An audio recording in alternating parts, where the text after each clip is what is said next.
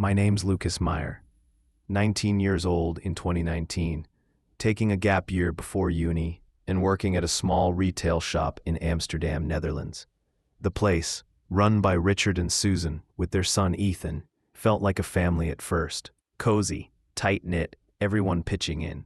2 months in, I wanted a day off for Slayer's final concert in my country, a once-in-a-lifetime gig. I asked politely, thinking it was no big deal. Instead, Susan and Richard fired me on the spot. No warning, no reason. They thought they could toss me out and move on. I fought back, sued their socks off, and walked away with 6 months' pay and the best concert of my life. This is how I turned their power trip into my victory. It all started in summer 2019. I'd finished secondary school and decided to work a year before starting university, saving up for travel and tuition. The shop, let's call it Mexis Goods, sold homeware, candles, rugs, fancy mugs. Richard and Susan, the owners, were in their 50s, with Ethan, their 20-something son, helping manage. The vibe was warm. 10 employees, daily coffee chats, even BBQs at their house. I worked hard, stocking shelves, ringing up customers, always on time. My colleagues, Anna, Jasper, and others, were like mates.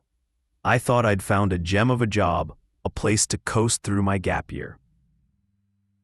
2 months in, Slayer announced their last Netherlands show, a metalhead's dream. It was a month away, so I emailed Susan, keeping it simple. Hi, I'd like to request a day off for date to attend a concert. Let me know if that works. I expected an easy yes. My shifts were flexible, and I'd never asked for time off. Her reply floored me. That's not how requesting a day off works. No explanation, just vague scolding. Confused, I thought maybe she wanted formality. I sent a polished email. Dear Susan, I respectfully request date off to attend a personal event. Please confirm if this is possible.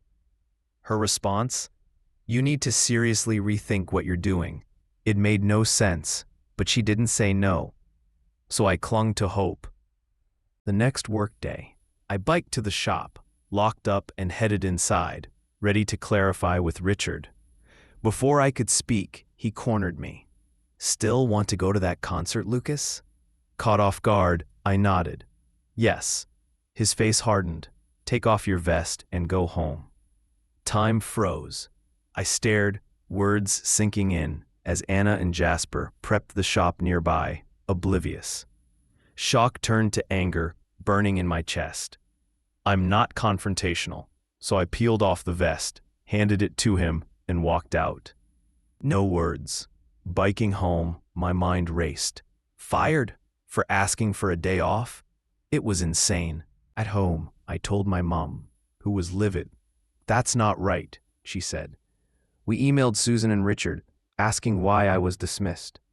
Susan's replies were pure nonsense. Condescending, dodging questions, claiming I disrespected protocol. Richard didn't respond. Frustrated, I dug into Dutch labor law online.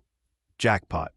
Immediate dismissal was only legal for theft, fraud, inability to work, or refusing duties.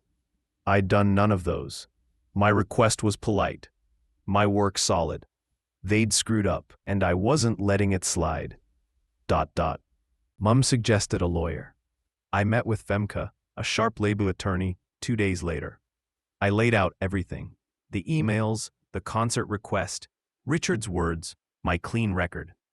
Femke grinned. They've got no case. Dutch law's on your side. She explained I could sue for wrongful dismissal, likely winning back pay and damages.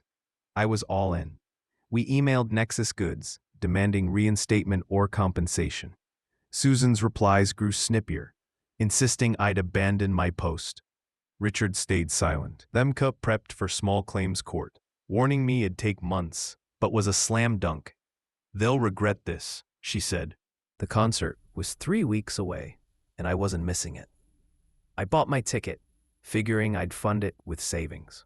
Meanwhile, I job hunted, landing temp gigs to tide me over.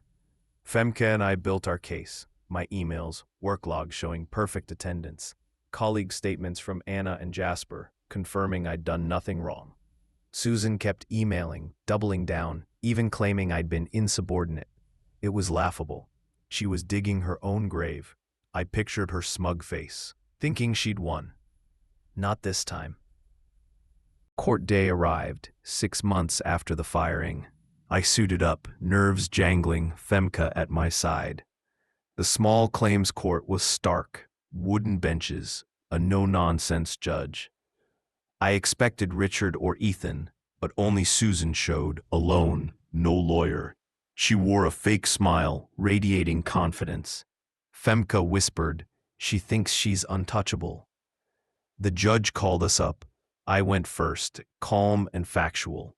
My request, Susan's vague emails, Richard's dismissal, my clean record.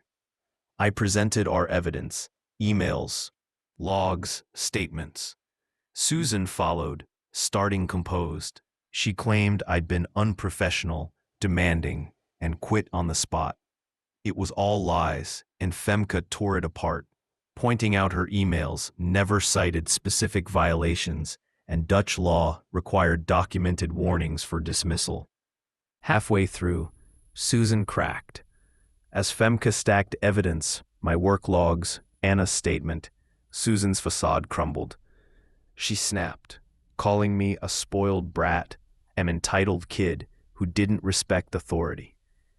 The judge raised an eyebrow, unimpressed. "Stick to the facts, Ms. Susan," he said. She rambled, insulting me further, while Femke stayed cool, letting her implode. I sat there, heart pounding, but a grin crept in. Susan was done.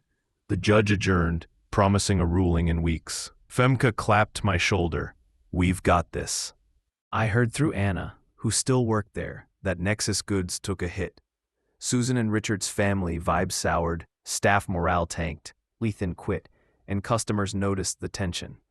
The shop limped on, but never recovered its charm.